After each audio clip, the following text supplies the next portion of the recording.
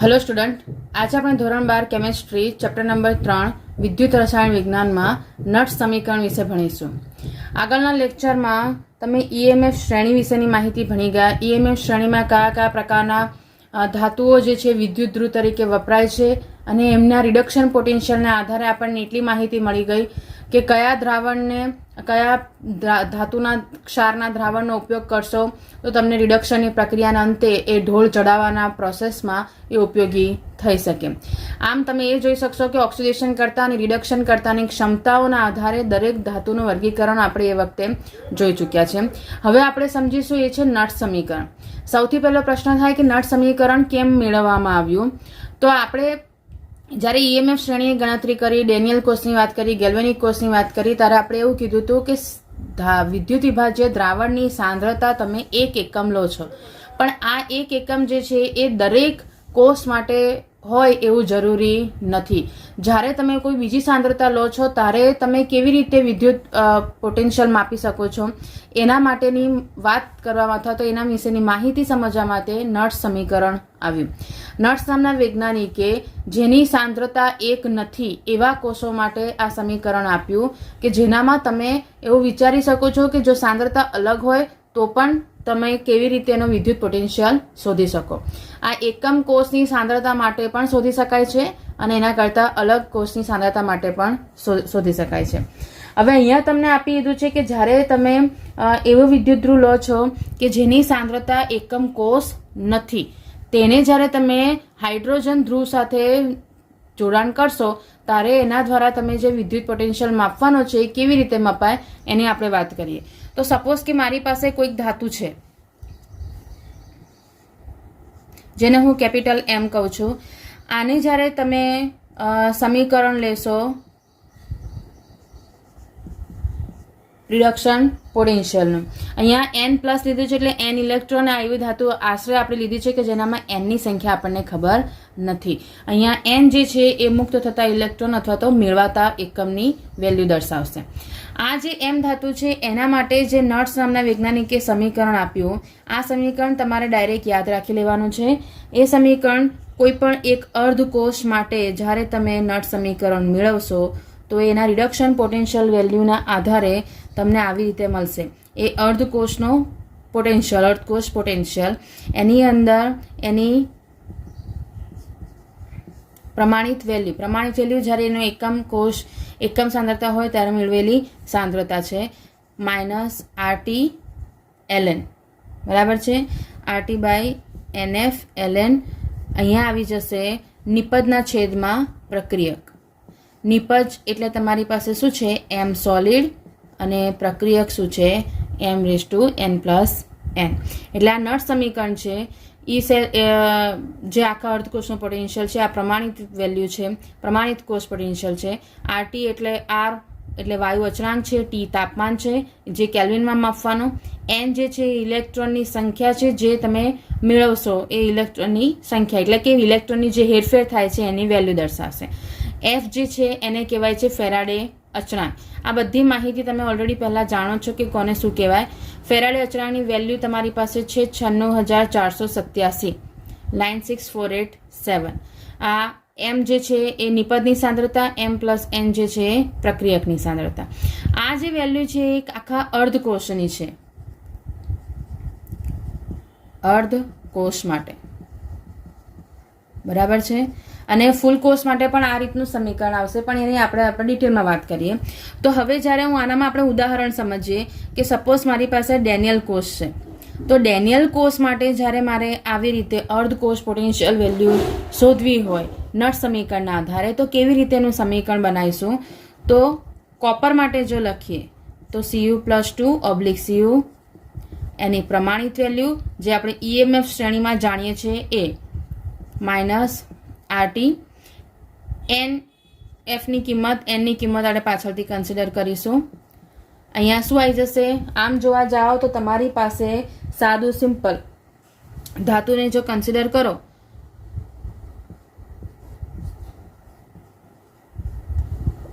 Cu+2, કોઈ પણ ધાતુની એટલે કે સોલિડ સ્ટેટમાં હોય તેની સાંદ્રતા તમે એકમ ધારી શકો છો।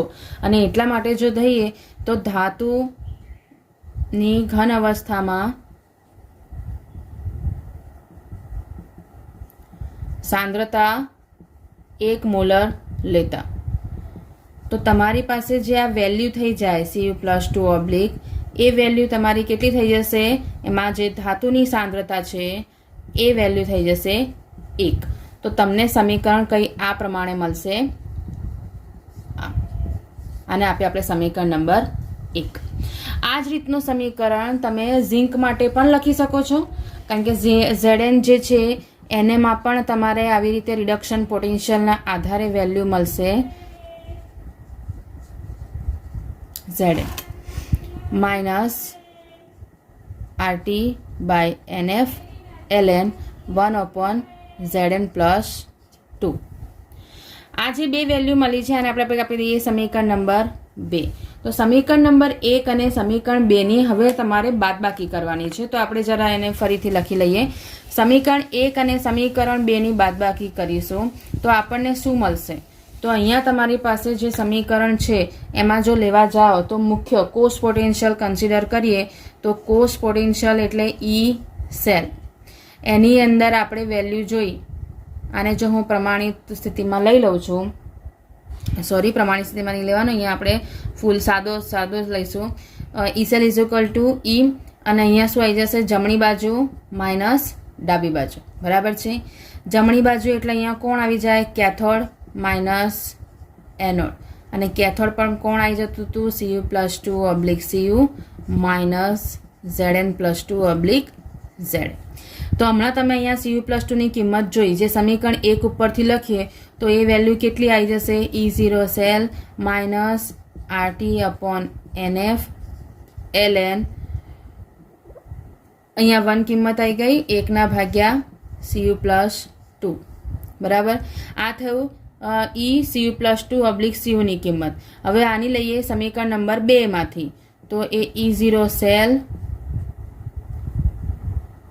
અહીંયા સેલની જગ્યાએ આપણે એનો ધાતુ લખી હતી Cu+2/Cu. માઇનસ આવતું હતું, માઇનસ અહીંયા બહાર છે, અંદરનું માઇનસ શું થઈ જશે હવે? પ્લસ. તો પ્લસ RT/NF ln 1/Zn+2.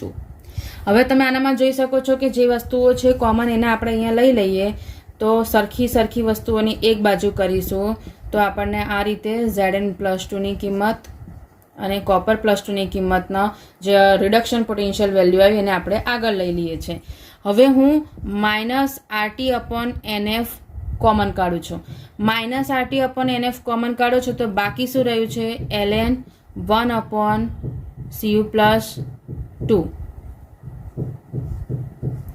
ધ્યાન રાખવાનું છે કે સાંદ્રતા હંમેશા ચોરસ કાઉન્સમાં જ આવે, સાદો કાઉન્સ કરવાનો નહીં. આ માઇનસ ચિહ્નને બહાર કાઢો છો એટલે આ પ્લસની સાઇન બદલાઈ જાય. માઇનસ બહાર કાઢ્યું એટલે ફરીથી શું આવી જશે? Plus ln 1/Zn+2. બરાબર. હવે આ બંને દેખો, તમે અહીંયા દેખશો તો આ જે આપણે સાદો કોષ પોટેન્શિયલ લીધો તો એનો જ પ્રમાણિત કોષ પોટેન્શિયલની વેલ્યુ છે. તો આના માટે તમે E0 સેલ લખી શકો, જે આપણે જાણીએ છીએ કેથોડ માઇનસ એનોડ. ડેનિયલ કોષમાં કેથોડ તરીકે કોપર છે, એનોડ તરીકે ઝિંક છે. બંનેની બાદબાકી થઈ એટલે E0 સેલ આપણને મળી ગયો. તો E0 સ્કેલની કિંમત મળી જાય -RT/NF. હવે આ જે છે એનું આપણે સાદું રૂપ આપવાનું છે. તો આને જો સાદું રૂપ સમજીએ તો એ કેવી રીતે થાય હું અહીંયા અલગથી બતાવું છું. તો એનામાં તમે જોઈ શકો છો કે જ્યારે બંનેની બાદબાકી છે, બરાબર છે, આ બંનેની બાદબાકી છે તો ખરેખર એ બંને આવી રીતે લખાશે, છેદમાં Zn+2. જો હું ln કોમન કાઢું છું અને આ બંનેને હું ભેગા કરું તો બાદબાકી જે છે એનું નિરૂપણ આવી રીતે લખાય. જ્યારે તમે લોગ લો કે એન્ટીલોગ લો કે ln લો તો એનું બાદબાકી જે છે ખરેખર ઓરિજિનલ સ્વરૂપ છે ભાગાકારનું. તો અહીંયા ભાગાકારને આપણે લખીએ તો આવી રીતે લખાય. અને જેનું સાદું રૂપ આપીશ તો જે છેદનો છેદ છે એ ઉપર જતો રહે એટલે તમને શું મળી જશે? આવી રીતની કિંમત મળી જાય. બાદબાકી છે એટલે આખી કિંમત ક્યાં જતી રહે? એના છેદમાં જતી રહે. અને એ છેદમાં ગઈ એટલે આવી રીતે લખાય 1/cu+2 છેદમાં 1/zn+2. ln જે છે એ બંને માટે કોમન, બરાબર. અને પછી જ્યારે તમે એનું સાદું રૂપ આપશો તો છેદનો છેદ છે એટલે ઉપર જતો રહ્યો, તો zn+2 ઉપર અને cu+2 નીચે. એટલે હવે તમે જ્યારે અહીંયા સમીકરણ લખશો તો ln શું લખાશે? zn+2 છેદમાં cu+2. આ કેવી રીતે થયું એ વસ્તુ તમને ખબર પડી ગઈ હશે. હવે અહીંયા તમે જોવા જાઓ તો ln ને જ્યારે હું દૂર કરીશ તો ln ને દૂર કરીએ તો એ આવી જાય 2.303 છેદમાં nf log zn+2 છેદમાં cu+2. હજુ આ સમીકરણમાં એક વસ્તુ હજુ કરી શકીએ છીએ, એ છે n ની કિંમત આપણે લખીએ, જ્યાં n બરાબર કેટલા થઈ જશે? 2, તો ગુણ્યા 2f લખી શકાય છે. આ જે વેલ્યુ મળી છે એ તમે કહી શકો છો કે આ સૂત્ર જે છે એ ડેનિયલ કોષ માટે નટ સમીકરણ બને. E cell is equal to E0 cell minus 2.303 RT upon 2F log Zn+2 upon Cu+2. આ જ સમીકરણને હજુ આપણે જો સાદું રૂપ આપીએ એટલે મારી પાસે અહીંયા R ની કિંમત ફિક્સ હોઈ શકે, હું તાપમાનને ફિક્સ લઈ શકું છું, F ની કિંમત હું મૂકી શકું છું, તો મને આખું જે સૂત્ર છે એ સૂત્રની અંદર એનું સાદું રૂપ મળી જાય. તો આ સમીકરણ જે મળ્યું છે એ સમીકરણ જો મારે કોઈ બીજા માટે યુઝ કરવું હોય, બીજા કોઈ કોર્સ માટે ઉપયોગમાં લેવું હોય તો એ કેવી રીતે લઈ શકીએ તો એની વાત કરીએ. આમ જોવા જશો તો હવે તમને જે નટ સમીકરણ મળ્યું છે એ નટ સમીકરણ આપણે કઈ રીતે લખીશું તો એ લખાશે E cell is equal to E0 cell minus 2.303 RT છેદમાં NF log Zn+2 ઉપર હતો. Zn+2 જોવા જાઓ તો એ કયા ધ્રુવ તરીકે વર્તે છે તો એ છે એનોડ તરીકે વર્તે છે અને છેદમાં આવી જશે કેથોડ.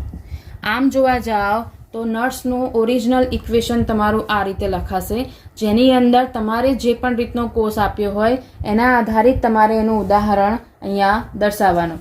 જેમ કે સાદું સિમ્પલ લેવા જઈએ, સપોઝ કે તમારી પાસે કિંમત છે, એ કિંમતમાં તમે કોર્સ લઈએ તો એ કોર્સ છે નિકલનો, નિકલ ઓબ્લિક Ni+2 એનું જોડાણ થયું છે Ag સાથે, સોલિડ આઇક્વિયસ.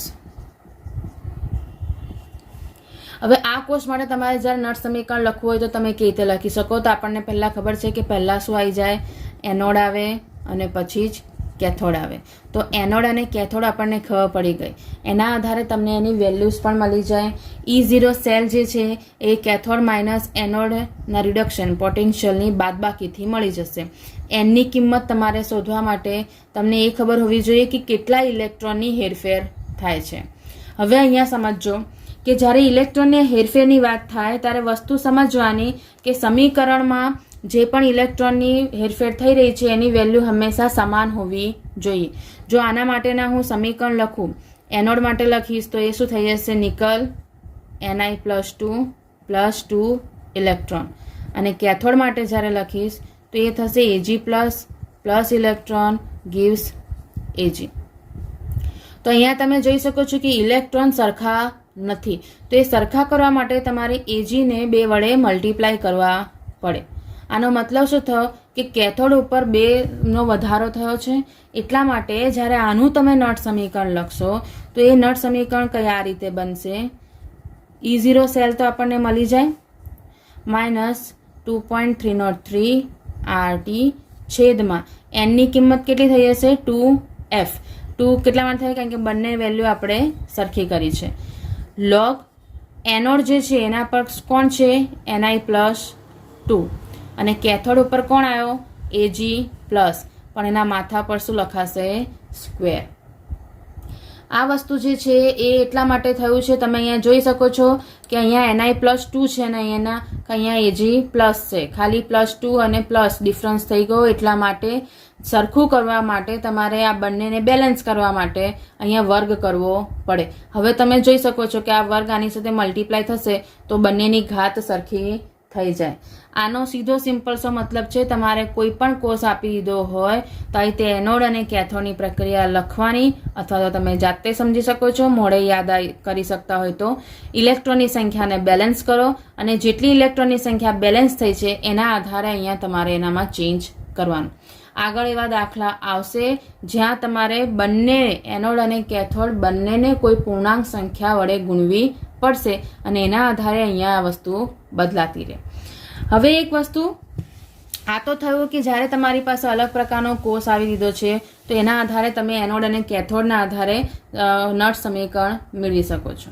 પણ આ જ નટ સમીકરણને મારે હજુ સાદુરૂપ આપવું હોય તો ડેનિયલ કોર્સને સ્ટાન્ડર્ડ ગણીએ, એટલે કે પ્રમાણિત કરીએ, તો એના આધારે તમે આ કિંમતો મૂકીએ, અથવા તો તમે ડેનિયલ કોર્સને કન્સિડર ના કરો તોય બધા કોર્સ માટે પણ આ વસ્તુ બની જશે, સેમ જ આવશે. એના માટે આરની વેલ્યુ આપણે લઈ લઈએ. તો અહીંયા આરની વેલ્યુ જે છે એ હવે આરની વેલ્યુ તમને ધ્યાન હોવી જોઈએ કે વાયુ અચળાંક જે છે આર, એની વેલ્યુ જો તમે કન્સિડર કરો છો એની અંદર મૂકશો તો એ એના એકમોના આધારે અલગ અલગ આવે છે. અહીંયા આપણે લઈશું 8.314. એના પછી તમારી પાસે આવી જાય ફેરાડેની કિંમત 96,487, બરાબર છે. આ શું આવી જાય? કુલમ. ટીની વેલ્યુ તમે કન્સિડર કરી શકો છો સ્ટાન્ડર્ડ સ્થિતિમાં 25 ડિગ્રી સેલ્સિયસ તાપમાન, મતલબ કે 298 કેલ્વિન, અને બાકીની વેલ્યુ છે. તો હવે જ્યારે તમે આ કિંમત મૂકશો આ સૂત્રમાં તો ગણતરી જ્યારે કરશો તો એ ગણતરીમાં તમને ફાઇનલ એક પૂર્ણાંક આંકડો મળી જશે. એનની કિંમતને આપણે એમ જ રહેવા દઈએ, કારણ કે દરેક કોર્સ માટે એનની કિંમત બદલાઈ જશે. શોર્ટ ફોર્મમાં યાદ રાખવા માટે એનોડ અને કેથોડ આવી રીતે યાદ રાખી લેવાનો. હવે જ્યારે તમે આ ત્રણનો ગુણાકાર અને આને ભાગાકાર કરશો તો તમને નવો આન્સર મળશે 0.059/n લોગ એનોડના છેદમાં કેથોડ. આ જે સૂત્ર મળ્યું છે, જ્યારે પણ હવે દાખલા ગણીશું ત્યારે તમારે આ જ સૂત્ર આખું યુઝ કરી લેવાનો, જેની અંદર તમને સાદું રૂપ આપી દીધું છે. એટલે તમારે આરની વેલ્યુ શું છે, ટીની વેલ્યુ શું છે, એ બધાની ગણતરી કરવાની જરૂર નહીં પડે. ડાયરેક્ટ તમે આ સૂત્ર મૂકશો તો એના આધારે તમે એની કેલ્ક્યુલેશન કરી શકશો. આ સૂત્રના આધારે તમે કેટલી વસ્તુ મેળવી શકો છો એ જોઈએ. એનોડ અને કેથોડમાંથી કોઈકની સાંદ્રતા ના આપી હોય તો તમે એની સાંદ્રતા શોધી શકો છો. એનની વેલ્યુ ઇલેક્ટ્રોનની સંખ્યા શોધી શકાય, E0 સેલની કિંમત શોધી શકાય, E સેલની કિંમત શોધી શકાય. તમને જે રીતની વસ્તુ આપી હોય એના સિવાયની જે બાકી રહેલી વસ્તુ તમે આ સમીકરણના આધારે શોધી શકો છો.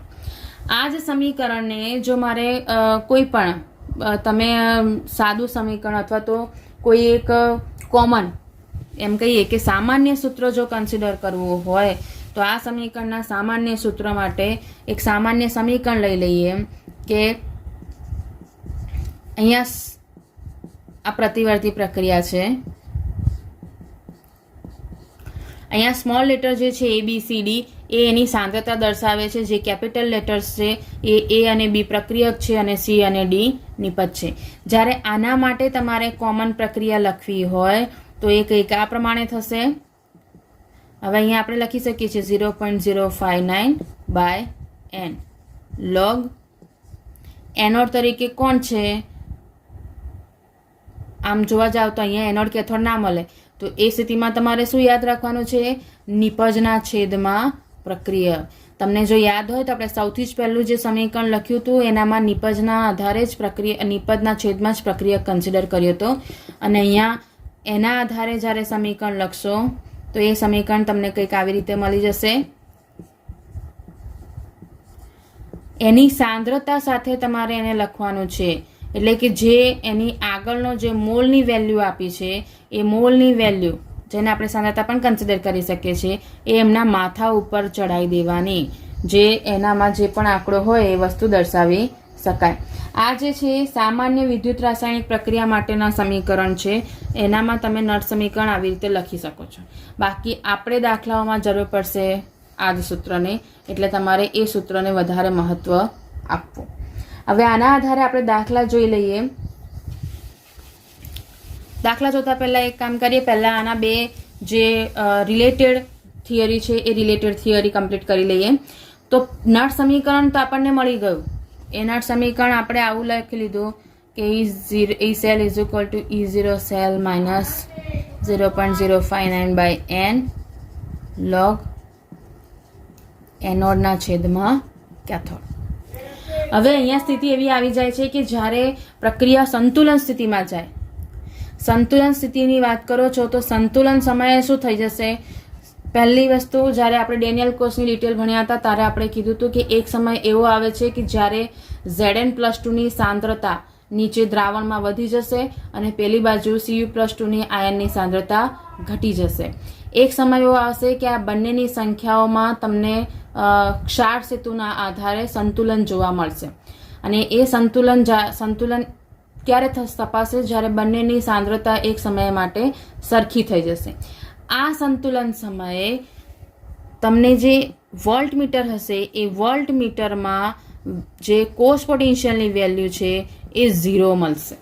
એટલે તમે એવું કહી શકશો કે આ સમયે પ્રક્રિયા થતી નથી, કારણ કે બંને પાત્રમાં રહેલા આયનોની સાંદ્રતા સરખી થઈ જાય તો એનામાં કોઈ પણ પ્રકારનું વહન થવાનું નથી. અને એ સમયે વોલ્ટમીટરમાં વેલ્યુ આપણને મળશે 0.0.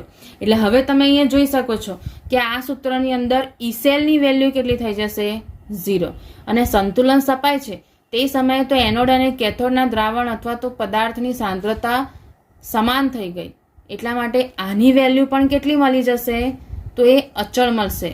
એટલે કે એનોડની સાંદ્રતા છેદમાં જે કેથોડની સાંદ્રતા છે એને અચળ કિંમતના આધારે તમે એક સંતુલન અચળાંક, જેને આપણે કહીશું Kc, એના દ્વારા દર્શાવી શકો છો. તો હવે તમે જોઈ શકશો કે હવે સમીકરણ શું થઈ ગયું તમારી પાસે? માટે E સેલની કિંમત તો તમારી 0 થઈ ગઈ. E0 સેલની કિંમત તમે શોધી શકો છો. એનની કિંમત આપણને હેરફેરના આધારે મળી જાય. તો આ જે આવ્યું એની જગ્યાએ હવે હું શું લખી દઈશ? Kc. આ સૂત્રમાં તમે જો વેલ્યુ આની 0.0 મૂકી દેશો તો એના આધારે સમીકરણ તમને આ રીતે કંઈ મળી જશે કે E0 cell is equal two 0.059/n log Kc. આ થયું સંતુલન અચળાંક શોધવા માટેનું સૂત્ર. કારણ કે સંતુલન અચળાંક આ છે અને એ સંતુલન અચળાંક શોધવો હોય તો એના માટે E0 સેલની કિંમત તમને ખબર હોય, એનની કિંમત તમને ખબર હોય તો આ સૂત્રના આધારે તમે શોધી શકો છો. હવે પ્રશ્ન એવો થાય કે અમે કેટલા સૂત્રો યાદ રાખીએ? તો તમે એક વસ્તુ પણ યાદ રાખી શકો છો. એ વસ્તુ એટલી જ છે જે આમાં આપણે ચેન્જ કર્યો તે, કે અહીંયા E0 સેલની કિંમત E સેલની કિંમત 0 મૂકવાની અને આના બરાબર Kc લખી દેવાનો. તમે આ જ સમીકરણ યાદ રાખી લેશો તો તમારા માટે એક ઇઝી થઈ જાય. ખાલી ધ્યાન એટલું હોવું જોઈએ કે જો સંખ્યામાં સંતુલન સમય લખેલું છે તો તમારે E સેલની કિંમત 0 લેવાની. જો એટલું યાદ રહી જશે તો તમારે આ એક્સ્ટ્રા સમીકરણ યાદ રાખવાની જરૂર પડે નહીં. અને તમને લાગી રહ્યું છે કે હું આ સમીકરણ યાદ રાખી શકું છું તો તમે ડાયરેક્ટ એને યાદ રાખી શકો છો કે સંતુલન અચળાંક શોધવા માટેનું સૂત્ર E0 સેલ ઉપર આધારિત આ રીતનું છે. સેમ આ જ વસ્તુ જ્યારે તમે ગિબ્સ મુક્ત ઉર્જાની વાત કરો તો ગિબ્સ મુક્ત ઉર્જામાં આપણે એવું કહી શકીએ છીએ કે 1 સેકન્ડમાં જે વિદ્યુત કાર્ય થાય છે એ વિદ્યુત કાર્ય ખરેખર જોવા જાઓ તો એની તમે જ્યારે ગણતરી કરશો, એની જે સૂત્ર મેળવશો તો એ સૂત્રના આધારે તમને એવી માહિતી મળે છે કે 1 સેકન્ડમાં થયેલ વિદ્યુત કાર્ય જે છે એના વિદ્યુત પોટેન્શિયલ અને પસાર થયેલા કુલ વિદ્યુત ભારના ગુણાકાર જેટલું છે. એટલે જે કાર્ય થઈ રહ્યું છે એની ગણતરી તમે વિદ્યુત પોટેન્શિયલ અને એનામાંથી પસાર થયેલા વિદ્યુત ભારનો જો ગુણાકાર કરશો તો પણ આપણે મેળવી શકીએ છીએ. અને આના જ આધારે જો જ્યારે ગેલ્વેનિક કોષમાં તમારે મહત્તમ કાર્ય કેટલું થયું છે એ શોધવું હોય તો પ્રતિવર્તી પ્રક્રિયા ગણતરીમાં લેવી પડે. જે હમણાં આપણે લખતા હતા બંને રિવર્સિબલ એરો આવે, એટલે કે પુરોગામી પ્રક્રિયા પણ થાય છે અને પ્રતિગામી પ્રક્રિયા પણ થાય છે. અહીંયા જ્યારે ગેલ્વેનિક કોષ દ્વારા પ્રતિવર્તી જે કાર્ય થયું એની જો માહિતી અથવા તેની જો ગણતરી કરવી હોય તો એ ગણતરીમાં આપણને એવું જાણવા મળશે કે પ્રતિવર્તી કાર્ય જે છે એ ગિબ્સ ઉર્જાના ઘટાડા બરાબર છે. ગિબ્સ ઉર્જાનો ઘટાડો એટલે એની અંદરનો થતો ફેરફાર જેને આપણે દર્શાવીશું ડેલ્ટા જી વડે. અને આ રાસાયણિક પ્રક્રિયા માટે રિએક્શન માટે છે એટલે એને ડેલ્ટા આરજી પણ લખી શકો છો. એની વેલ્યુ તમને આપી છે કે ધારો કે કોષનો ઈએમએફ ઈ સેલ હોય અથવા તો ઈ છે, તો એ વખતે એનામાંથી પસાર થયેલો વિદ્યુતભાર કેટલો આપ્યો? તો NF. NFમાં N જે છે એ ઇલેક્ટ્રોનની સંખ્યા છે અને F જે છે એ તમારું જોવા જાવ તો ફેરાડે અચળાંક છે. અને એના આધારે તમને ડેલ્ટા આરજીનું સૂત્ર શું મળી ગયું? -NFE cell. જો આ પ્રમાણિત સ્થિતિમાં હોય તો તમે ડેલ્ટા G0 -NFE0 સેલ પણ લખી શકો છો. અહીંયા આર લખો તો પણ ચાલે, ના લખો તો પણ ચાલે, રિએક્શનના આધારે છે એટલા માટે એના હિસાબે તમે એને કહી શકો છો. એટલે આ એક સમીકરણ તમારે યાદ રાખવાનું છે કે જ્યારે તમને ડેલ્ટા જીની કિંમત આપી દીધી હોય અને E0 સેલ શોધવા કહે તો તમે શોધી શકો છો.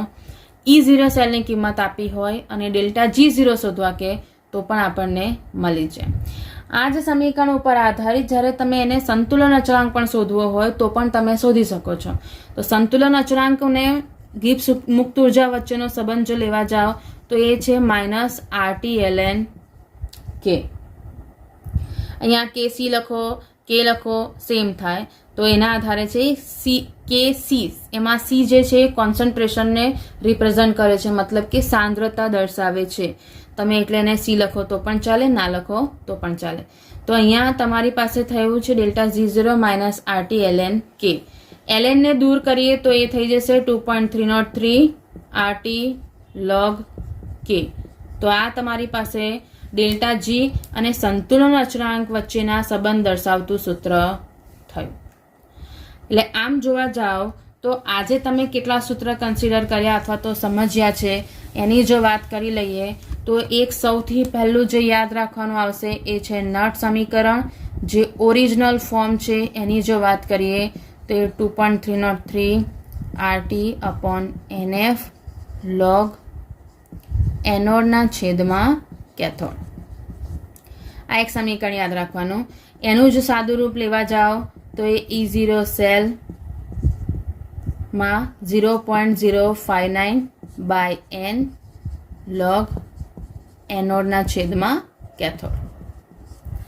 સંતુલન અચળાંકના આધારિત સમીકરણો લઈએ તો સંતુલન અચળાંકના આધારિત સમીકરણો લઈશું તો E સેલની કિંમત 0 થઈ ગઈ, તો E0 cell 0.059/N log KC. બરાબર. ગિબ્સ મુક્ત ઉર્જાના આધારે જો સમીકરણ લઈએ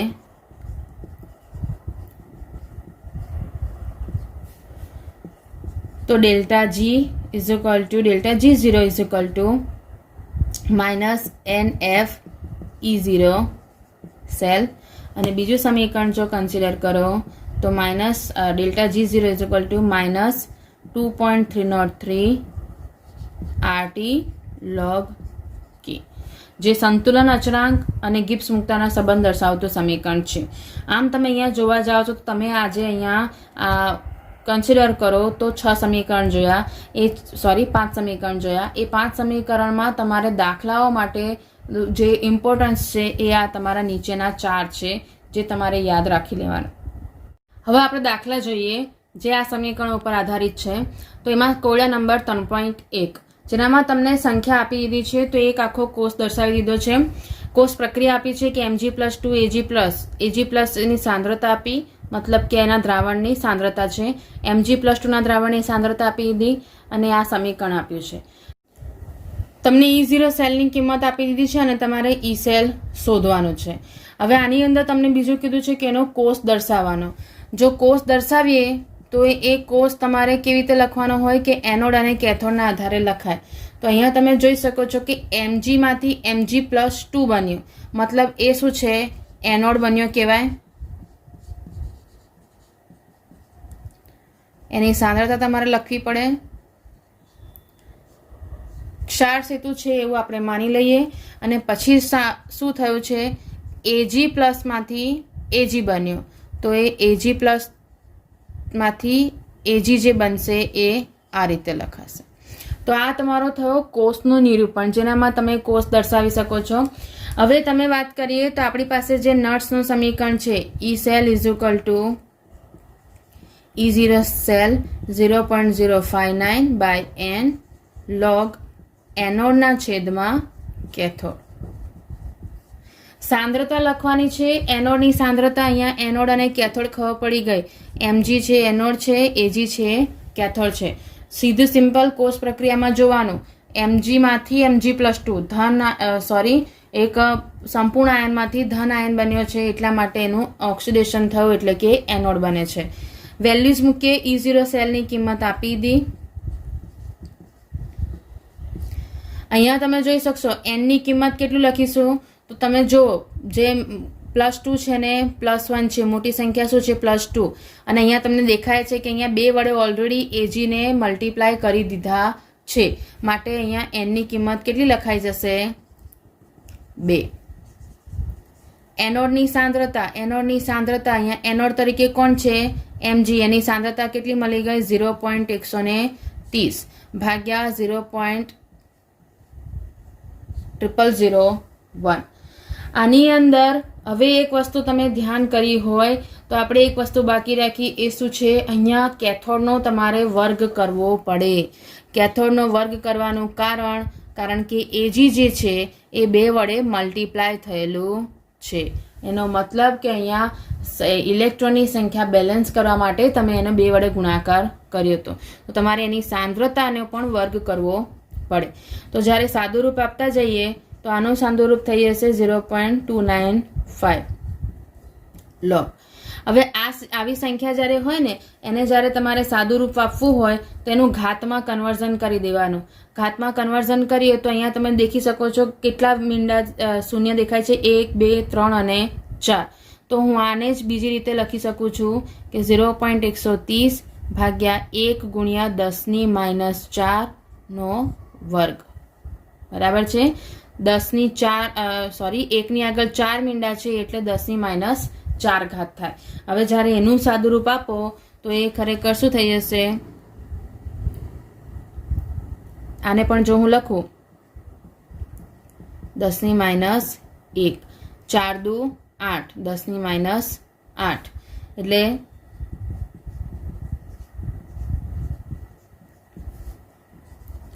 લોગ તમારે કોનો કાઢવાનો છે 10⁻⁷ નો, કારણ કે 10⁻⁸ ઉપર ગઈ એટલે પ્લસ ઘાત થઈ જાય, 10⁻⁴ પ્લસ 8 એટલે જવાબ કેટલો થઈ ગયો 10⁷ ઘાત, બરાબર.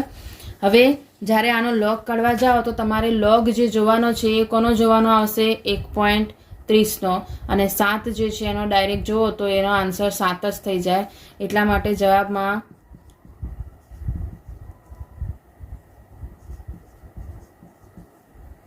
log 1.30 જોશો તો એનો આન્સર તમારો કંઈક આવી રીતે આવી જશે 0.1139, અને log 7 જે છે એટલે 10⁻⁷ નો કેટલો થઈ જશે આન્સર 7. તો આન્સર તમારી પાસે જે આવશે 3.17 - 0.0295 ગુણ્યા 7.1139. આ બંનેનો કરવાનો ગુણાકાર અને પછી એની કરવાની બાદબાકી, તો તમારો ફાઇનલ આન્સર જે આવશે એ આવશે 2.96 વોલ્ટ, બરાબર.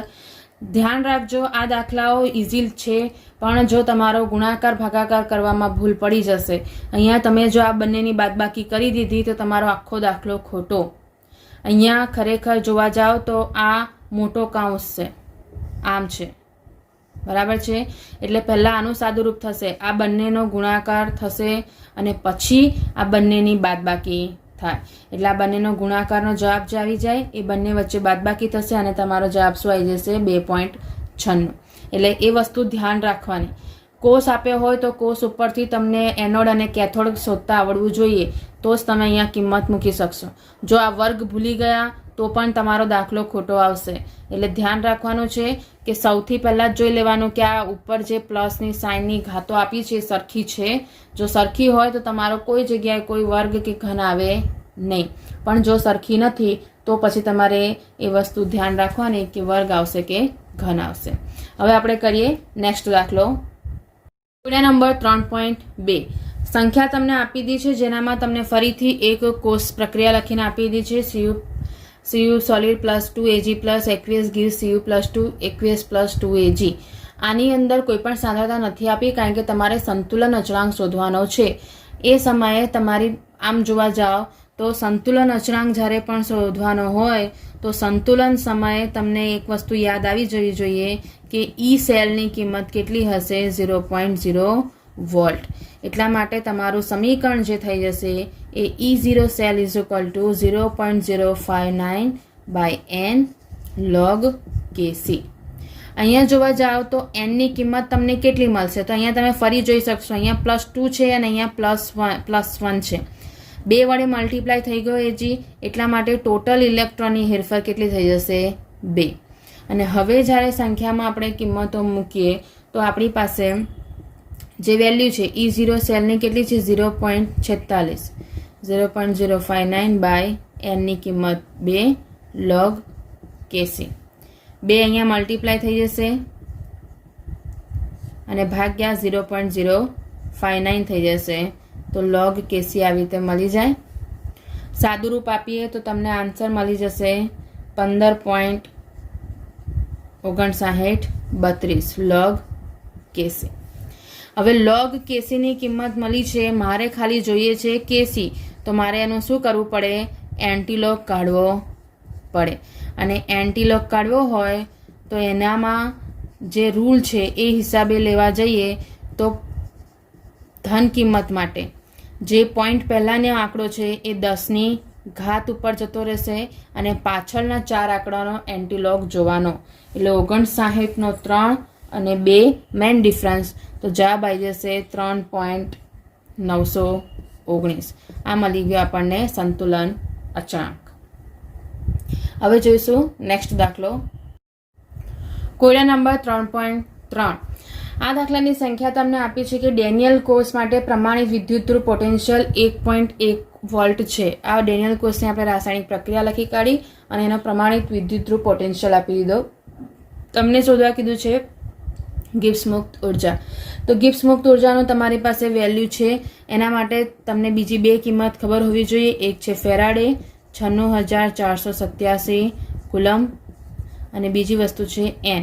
એનમાં પણ અહીં તમે દેખી શકો છો આ બંને સરખું છે, +2 એટલે એની કિંમત કેટલી થઈ ગઈ? 2. તો હવે તમારી પાસે ગિબ્સ મુક્ત ઉર્જાનું સૂત્ર છે -NFE0 સેલ.